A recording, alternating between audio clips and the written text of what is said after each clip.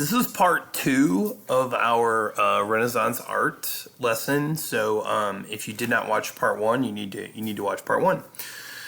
Our next painter is a guy named Michelangelo, and he lived a very long life. He is probably the most famous painter of all time.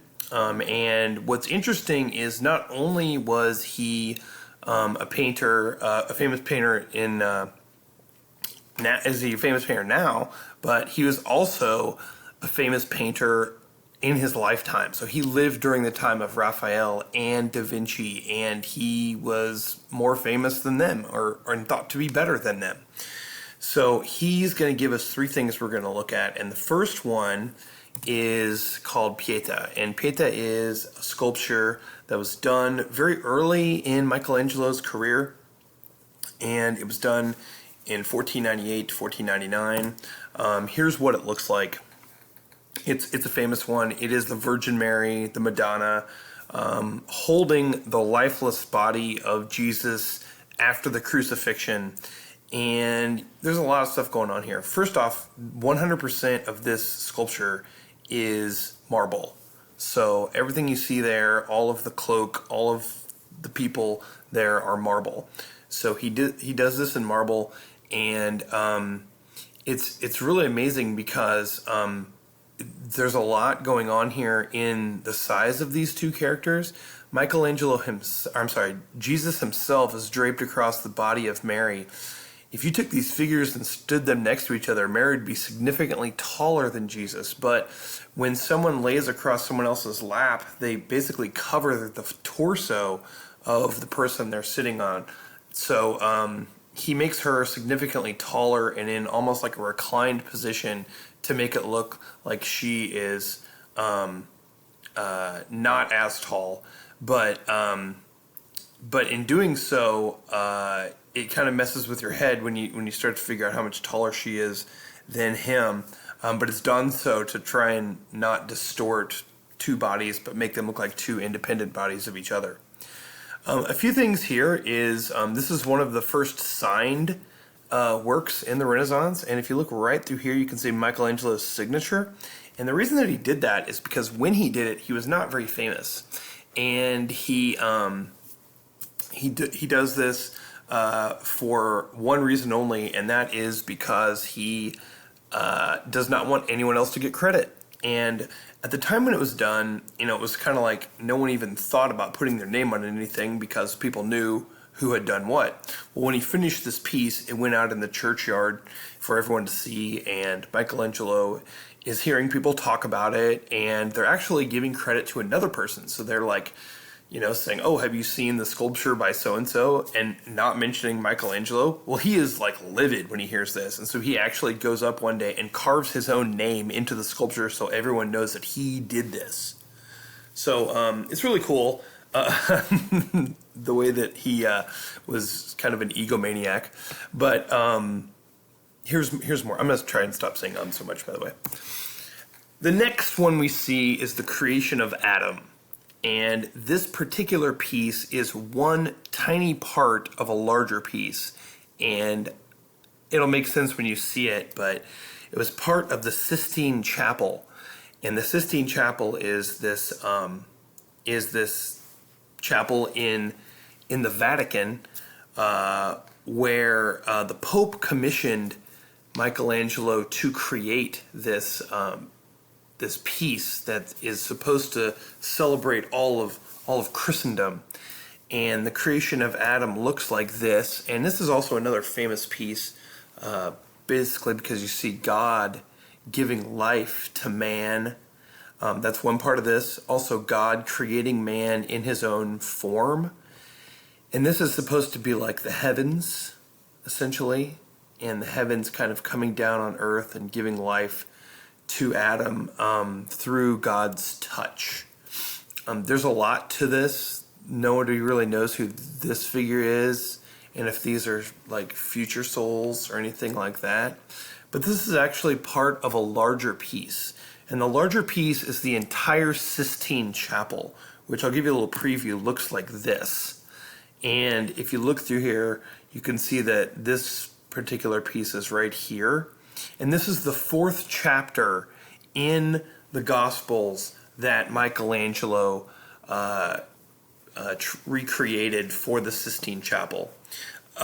Something interesting about this painting is that Michelangelo had so much scaffolding, he could never actually step back and look at what it looked like from afar. And so he spent many long hours on his back painting mere inches from the rooftop while he was doing this, in order so his, when you're painting lying on your back, you can't get too far from what you're doing or your arm will get really tired. So it took him a really long time to finish this piece. But this is what it looks like here, and this is what it looks like in larger form. The next piece is David. And we already saw Donatello's David, but this is a different look of David. This is one you've probably seen before. And one reason that he created David is because people were not convinced that Michelangelo was actually as good as he is. And so people were accusing him of using molds to create like human figures. Michelangelo is a renowned painter, but he was a much better sculptor than he was painter. So this is Michelangelo's David, and in order to convince people, in order to show people up, because remember he's a real egomaniac, in order to show people up, instead of creating a human-sized person, he made an extraordinarily large-sized person, and it is one of the greatest representations of the human form ever done. He's about 9 feet tall, and art historians have taken a look here, and if you split him in half and you look at the left side of him versus the right side of him, what you see are almost like two halves of your personality. This side is his foot is open, his arm is up, his eyes are looking forward. This is your dynamic side. And then this side over here is you in repose.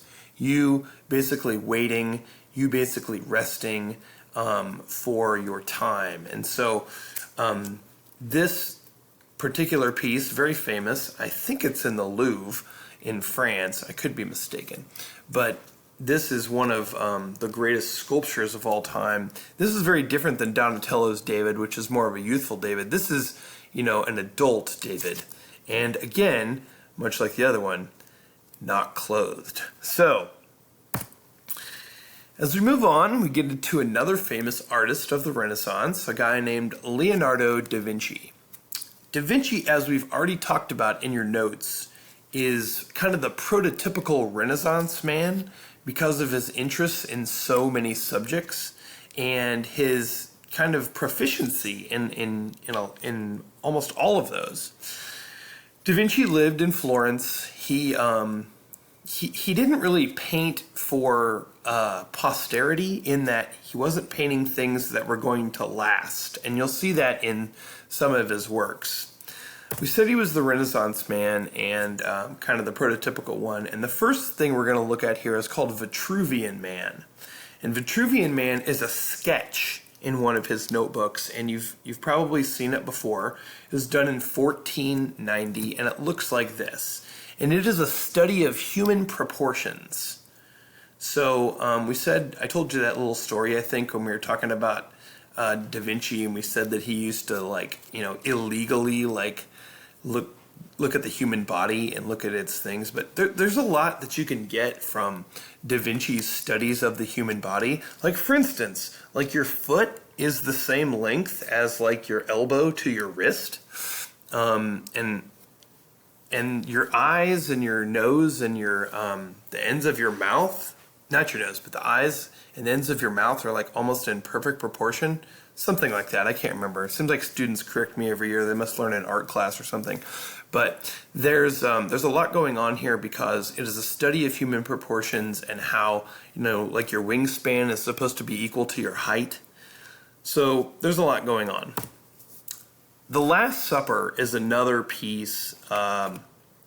It's famous because of its not only religious depiction, but the fact that there's so much going on in it. It was painted in 1499. It's actually painted over a doorway. It's not on a canvas. It's not on, anything meant to last, but it's actually over a doorway here. And you can see that door right here. That's what this is. But what this shows is Jesus meeting his disciples at the Last Supper before his crucifixion. And a lot of people believe that this is the moment that Jesus chose to announce to his disciples that there's a traitor amongst them, and that would be Judas right over here. And you can see he's holding a knife behind him. Another thing that a lot of people believe about this painting is that it is the introduction of the Eucharist. And that's Eucharist. And that is that the wine and the bread being the blood and body of Christ. So if you're Catholic or if you're familiar with the Catholic faith and you know people who take communion, that is what that is. There's a lot of different stories going on here. As you can see, the interactions between the disciples being very different all along the table. And it's thought that there are many more stories of the Bible, of the Gospels here being shown within it. But like I said, this was not meant to last. He didn't paint this thinking it was going to probably be around, 500 years later. And so they have to take care of this in order to make sure that it lasts, because it wasn't painted on anything that you can really preserve. It's painted on a wall. So there's that. The last one by Da Vinci is the Mona Lisa, and the Mona Lisa is famous for a few reasons. One, because it's so weird, and two, because it's actually quite small. It was painted in 1503.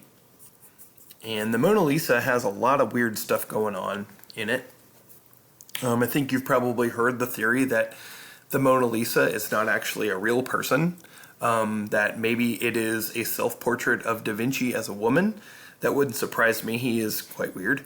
And there's a lot of things going on here. Like, she's got really massive hands. That's one thing that I always was drawn to. And then also, she doesn't have any eyebrows. That's another thing. Her eyes tend to follow you wherever you go. So if you move all the way to the left or move all the way to the right, her eyes are always looking at you, and that is an artistic technique it's not unique to the Mona Lisa. If you look at the Uncle Sam I Want You painting, that's also done in that same technique. But her smile is another thing. Like, it's enigmatic. So there's a lot of things going on here within Mona Lisa. This type of painting is something called, it's called atmospheric perspective. So the perspective that Da Vinci uses here in the painting is called atmospheric, because this isn't a real place. There's no place that actually looks like this. Okay, there aren't rivers and mountains or anything that actually looks like this in any place that Da Vinci would have ever seen. So it's thought that this is actually like the universe behind her. All right, so like you see like the mountains and the rivers and the valleys and all that. It's supposed to be like all of the mysteries of the universe in one. Now, I don't know if that's true or not, but a lot of people believe that. And this is one of the most priceless paintings of all time. Can something be the most priceless painting? I don't know. I guess if it's priceless, it's probably equal to all other priceless things. But the Mona Lisa here is really also famous because it's kind of small too. It's painted on a piece of wood, and just like the Last Supper, wasn't really meant to last, but it has, and it's been preserved, and you can see it. It's in the Louvre in Paris. I think they have like special like lighting around it so that it doesn't take away from it. I've never actually seen it. I've never been there, but it sounds cool. Our next guy is Rembrandt, and we're going to pick up with him in number 3. So I'm going to stop here, and we'll pick up with Rembrandt in part 3.